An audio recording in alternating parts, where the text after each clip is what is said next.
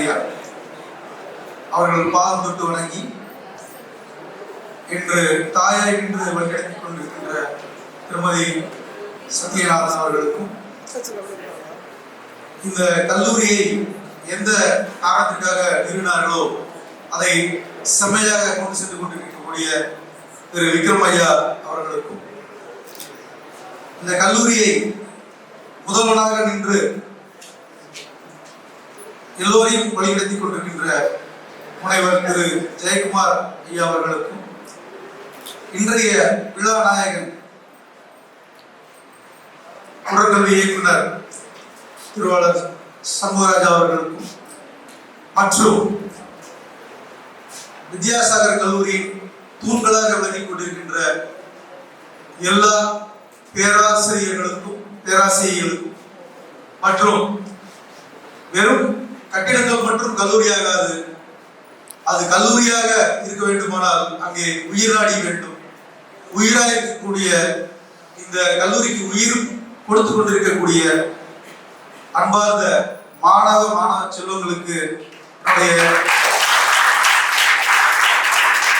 கனிவான மற்றும் கனிவான வணக்கத்தை தெரிவித்துக் கொள்கின்றேன்.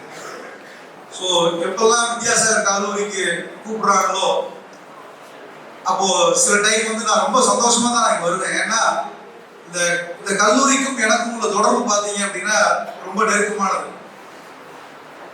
நான் கிட்டத்தட்ட ஒரு 15 ஆண்டுகள மேல இங்க இருக்கக்கூடிய நண்பர்கள் இருக்காங்க, ஆசிரியர்கள் இருக்காங்க.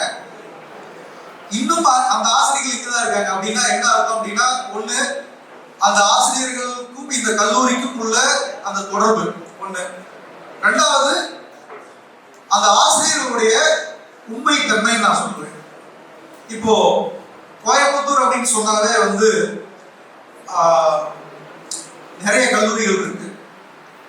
அப்ப அந்த கல்லூரிகள் எல்லாமே வந்து ஒரு போட்டி மனப்பான்மையோட இன்னைக்கு வந்து எப்படி நாங்க வந்து மாணவர்களை உருவாக்குறோம், அவங்கள வந்து நிறைய அட்மிஷன் உள்ள கொண்டு வரணும் அப்படின்னு போட்டி போட்டு இருக்கக்கூடிய காலகட்டத்தில் இப்ப நான் பணி செய்வது ஒரு அரசு பல்கலைக்கழகம், தமிழ்நாடு மாநில அரசாங்கத்தில் இருக்கக்கூடிய ஒரு யூனிவர்சிட்டி. அப்போ நான் அப்படிதான் பாக்குறேன். ஒரு வித்யாசாகர் கல்லூரியும் ஒரு அரசு கல்லூரி மாதிரி தான் நான் பாக்குறேன். ஏன்னா இந்த மாதிரி ஒரு கல்லூரி அல்லது எங்களுடைய பல்கலைக்கழகத்துல மக்களுடைய எதிர்பார்ப்பு என்னவா இருக்குன்னா, பிரம்மாண்டம் எதிர்பார்ப்பாங்க. என்ன பிரம்மாண்டம் எதிர்பார்ப்பாங்க அப்படின்னு பாத்தீங்கன்னா, சங்கர் மாதிரி பிரம்மாண்டமா இருக்கும் அப்படின்னு எதிர்பார்ப்பாங்க. ஆனா பட்ஜெட் எப்படி இருக்குன்னா ராமநாராயண் பட்ஜெட் தான். அப்போ என்ன அப்படின்னா, மற்ற கல்லூரிகளை கம்பேர் பண்ணும்போது ஃபீஸ் அப்படிங்கும் போது குறையும். ஆனா நிறைய விஷயங்கள் இங்க நீங்க எடுத்துட்டு போக முடியும். அப்போ இந்த விளையாட்டு விழா அப்படின்னு நம்ம பர்டிகுலரா இங்க வரணும் அப்படின்னாக்க, இந்த விளையாட்டு விழா ஏன் சார் டெய்லி விளையாடுறது இல்லையா? அதுக்கு என்ன ஒரு விளையாட்டு விழா? பிறந்த நாள் விழா இருக்கு, விளையாட்டு விழா இருக்கு இல்லையா? அப்ப டெய்லி தான் நம்ம பிறந்த காலையில படுக்கையில இருந்து எதிர்ச்சிட்டோம்னா நீங்க நம்ம பிறந்த நாள் தான். உயிரோட வந்து எதிர்த்து பார்க்கறோம் அப்படின்னா அது பிறந்த நாள் தான்.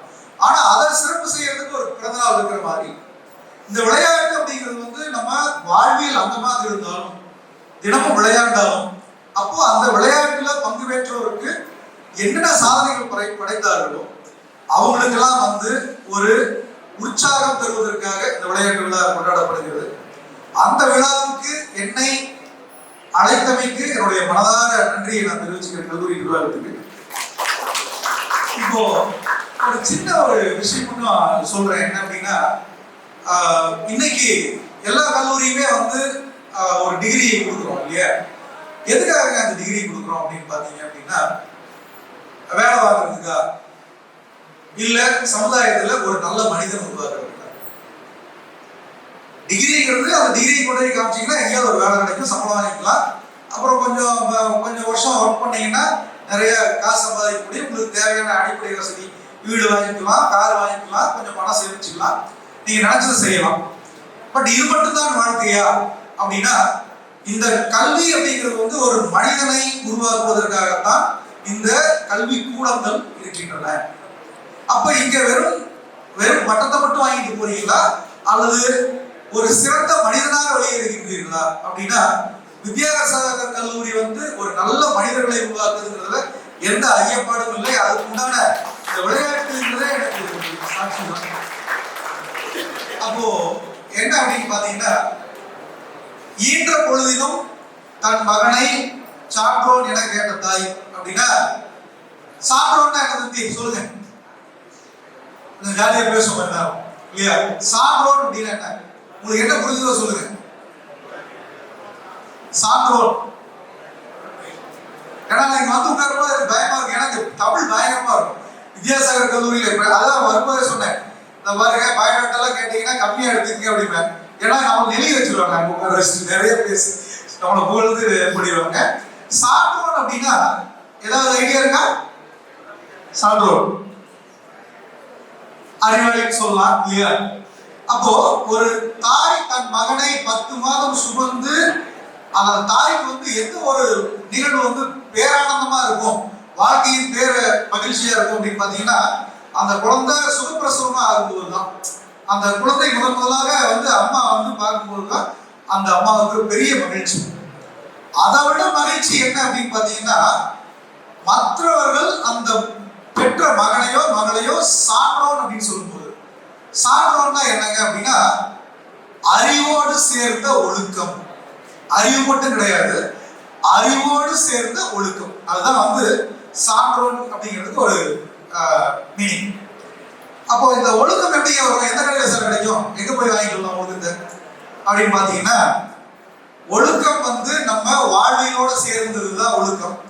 அப்ப இந்த ஒழுக்கம் வந்து எவ்வளோ, அதாவது ரொம்ப சேட்டை பண்ற பையனை பாத்தீங்கன்னா அந்த ஸ்கூல்லயோ காலேஜ்லயோ என்ன பண்ணுவாங்க, ஒரு பையன் சேட்டை பண்ணிக்கிட்டே இருக்கான், என்ன பண்ணுவாங்க,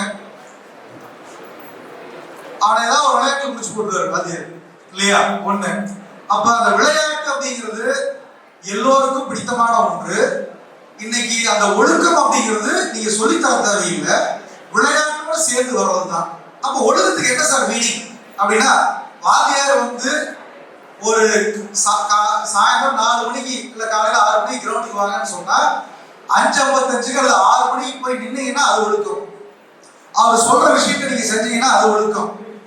எத்தனையோ தவறு செய்யறதுக்கு வாய்ப்பு இருந்தும் நான் செய்ய மாட்டேன் அப்படின்றது ஒழுக்கம். அப்ப அந்த ஒழுக்கத்துல தான் எல்லாமே இருக்கு. விடாமுயற்சி. இன்னைக்கு வெற்றியாளர்கள் சொல்றோம். எப்படி வெற்றியாளர்கள்? எல்லாருக்கும் ஒரே இடத்துல தான் படிக்கிறோம். எப்படி வெற்றியாளர்கள் இருக்கிறாங்க?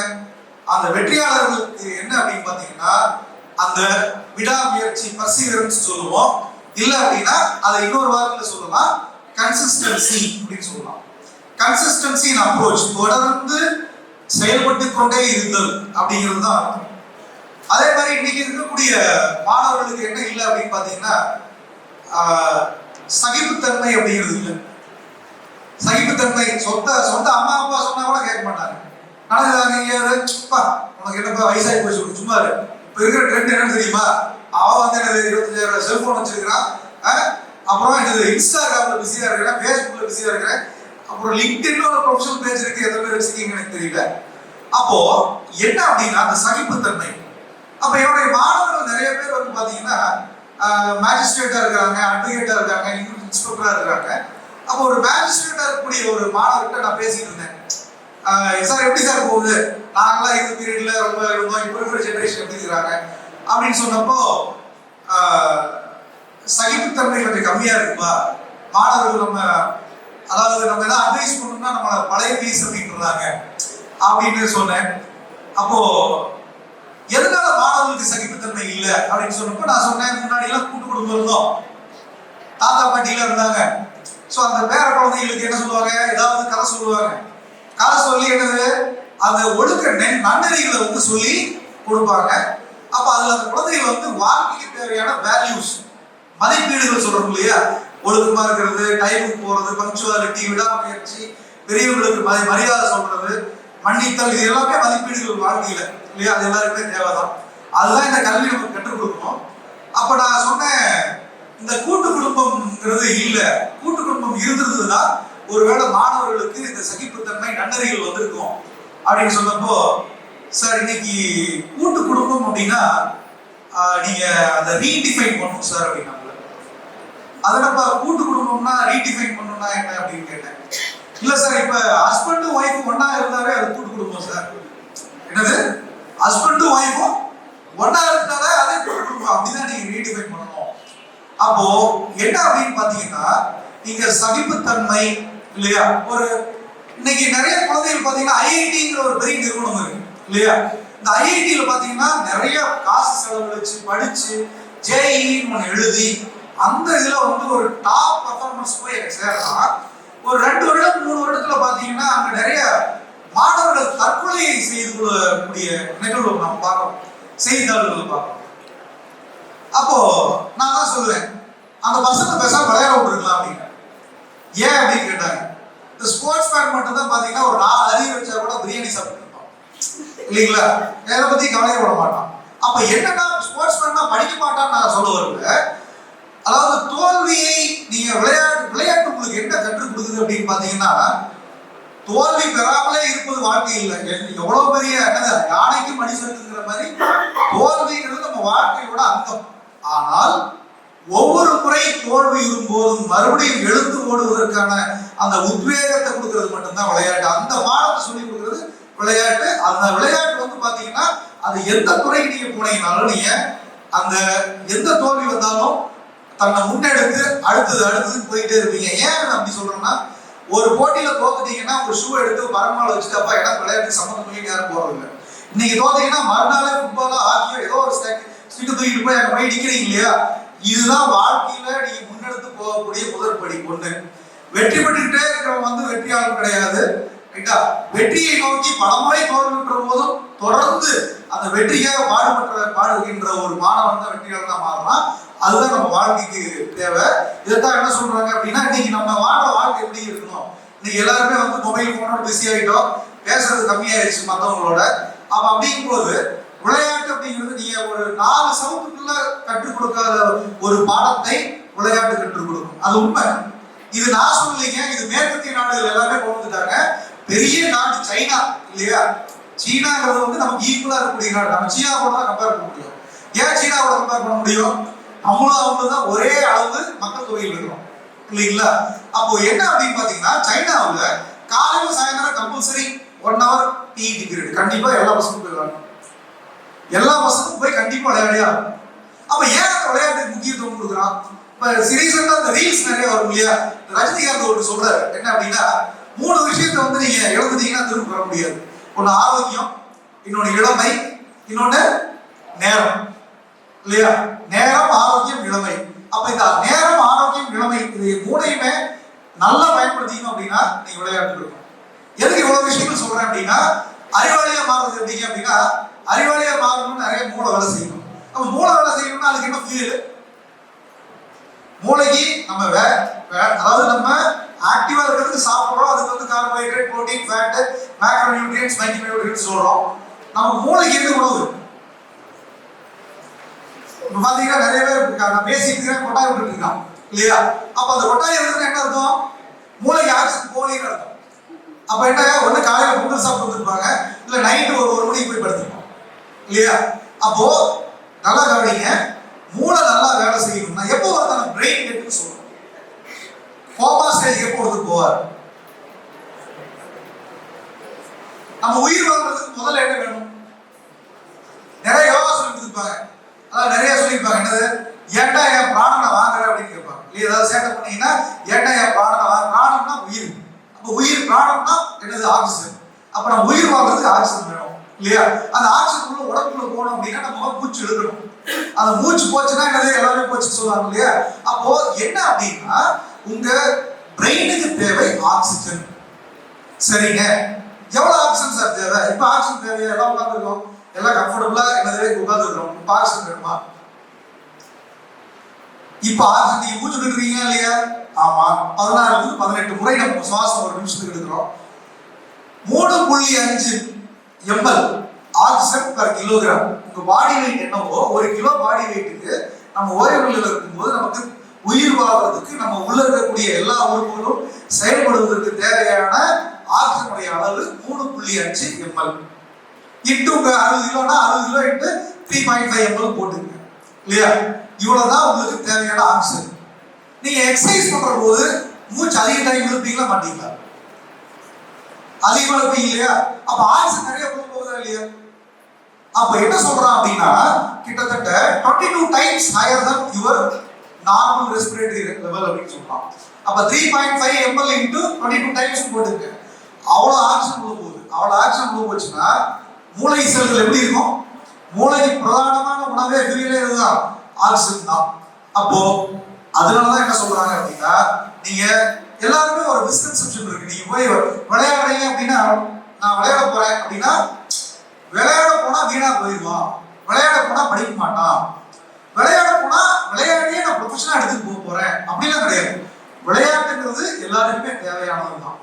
அப்போ இன்னைக்கு எல்லாருக்குமே ஒரு பெரிய விஷயம் என்ன அப்படின்னா, ஆக்டிவா இருக்கிறது தான் முக்கியம். நோய், அதாவது நோயற்ற வாழ்வே குறைவற்ற செல்வம் இல்லையா?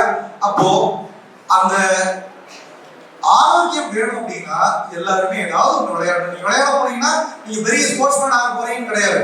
எல்லாருமே எப்படி வந்து அண்டர் 14, அதாவது 14 வயதுக்கு உட்பட்ட மாணவர்களுக்கு கட்டாய பாடம், அதாவது கட்டாய கல்வி இருக்குன்னு சொல்லுதோ, அதே மாதிரிதான் விளையாட்டு கட்டாயமாக்கப்பட வேண்டும்.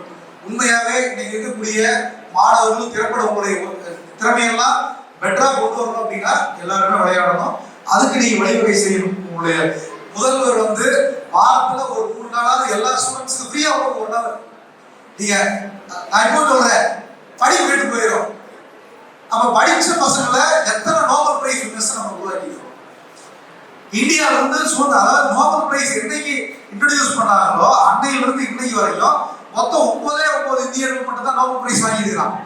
அந்த 9 பேர்லயும் பாத்தீங்கன்னா சுதந்திரத்துக்கு முன்னாடி ரவீந்திரநாத் தாகூர், அதுல அன்னை தெரசா வெளிநாட்டுல வந்து செட்டில் ஆனவங்க, அதுல இன்னும் 3 பேர் பாத்தீங்கன்னா இங்க இருந்து அமெரிக்காவில போய் செட்டில் ஆகி அங்க ரிசர்ச் பண்ணி அவன் அங்கிருந்து அவாய்ட் வாங்கணும் இல்லையா? அப்படின்னு பாத்தீங்கன்னா குறைந்தபட்சம் ஒரு 4-5 பேர் தான் இந்தியர்களா இருந்து வாங்கணும் இல்லையா? அப்போ படிப்பு எல்லாத்தையும் உயர்த்திச்சா அப்படி கிடையாது. கல்வி அப்படிங்கிறது என்ன அப்படின்னா முழு ஆளுமை பெற்ற மனிதனா உருவாக்குறது தான் கல்வியா இருக்க முடியும். அப்ப இங்க இருக்க இந்த நிறுவனத்தில் இருக்கக்கூடிய விஷயம் ரைட்டா, கல்வி அந்த பாடத்திட்டம் வந்து முழு ஆளுமை பெற்ற மாணவர்களை உருவாக்குறதா இருக்கணும். ஏன் அப்படின்னு சொல்றேன்னா, இன்னைக்கு மாணவர்கள் கையில எல்லா தேவையில்லாத விஷயமும் இருக்கு. அந்த தேவையில்லாத விஷயங்களுக்கு போகாம இருக்கணும்னா அந்த பையன் எங்கேஜா இருக்கும். நான் ஒரு உதாரணங்க, நான் என்னுடைய இதையே சொல்லிடுறேன். எங்க அப்பா அம்மா கோணத்தை கட்டிக்கிட்டு ஊர்ல விவசாயம் பண்ணிட்டு இருந்தாரு, கையெழுத்து மட்டும் தான் போட முடியும், போட தெரியும். ஏன் பி ரஜினிகுமார் வச்சுக்காம ரஜினிகுமார் பழனிப்பன் நான் பின்னாடி வச்சிருக்கேன்னா, நீங்க அந்த பழனிப்பன் ஒரு இருந்ததுனாலதான் நீங்க ரஜினிகுமார் நீங்க ஒரு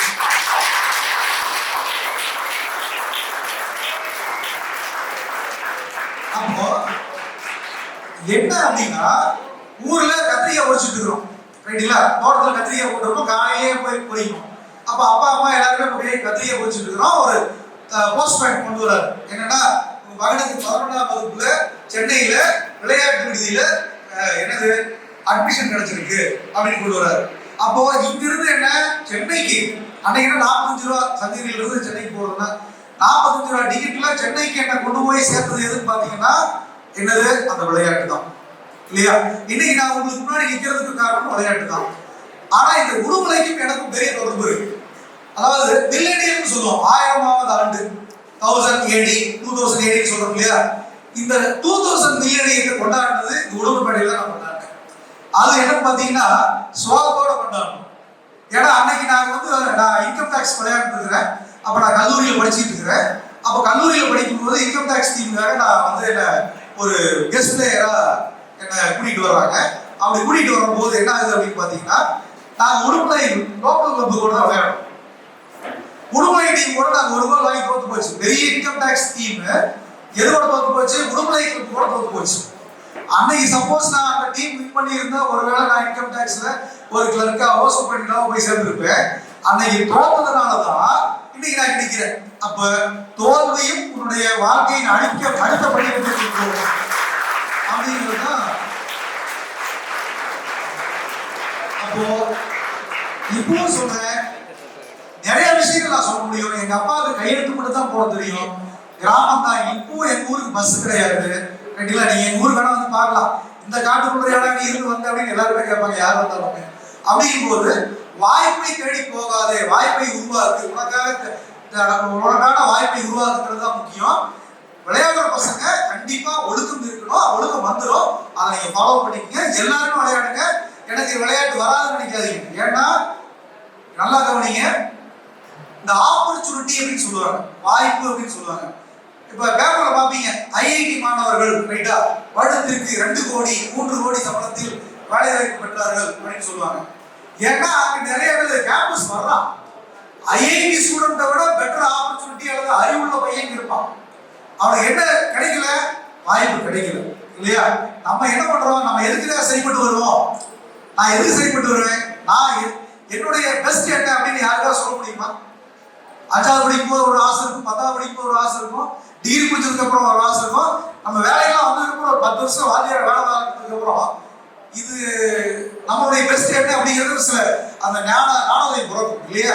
அப்போ என்ன சொல்ல வர்றேன் அப்படின்னா, இங்க உங்களுக்கு அதாவது ஒரு வாய்ப்பு கிரியேட் பண்ணப்படணும் இல்லையா, உருவாக்கப்படணும். ஒரு நல்ல சிங்கரா இருப்பீங்க, பாத்ரூம் சிங்கராகவே போயிருப்பான். அவன் அந்த வாய்ப்பு உருவாக்கி இருக்க மாட்டான் அல்லது அந்த வாய்ப்பை தேடி போயிருக்க மாட்டான் இல்லையா? அப்போ எல்லோருக்கும் திறமை இருக்கு. இந்த பாரதியார் பல்கலைக்கழகத்துல ரைட்டா நிறைய உறுப்பு கல்லூரிகள் இருக்கு. அத்தனை உறுப்பு கல்லூரிகள் இருக்கும்போது இந்த இடத்துல உண்மையாவே என்னது, நிறைய இல்லாதப்பட்ட மாணவர்களுக்கு, வாய்ப்பு இல்லாத மாணவர்களுக்கு வாய்ப்பை உருவாக்கி, விளையாட்டுல நிறைய வாய்ப்பு உருவாக்கி, அந்த மாணவர்களுக்கு விளையாட்டு மட்டும் இல்லை எல்லா விஷயங்களையும் கொண்டு போகணும்னு சொல்லி இருக்கக்கூடிய முதல்வர்கள் மற்றும் முதல்வர் ஜெயக்குமார் ஐயா அவர்கள் மற்றும் பேராசிரியர்கள், நிறுவனம் எல்லாருமே உழைச்சிட்டு இருக்கிறாங்க. இது சக்சஸ்ஃபுல்லா போகணும் அப்படின்னாக்க என்ன நடக்கணும்? யார் முதல் பங்கு எடுக்கணும்? மாணவர்களாகிய நீங்கள் தான்.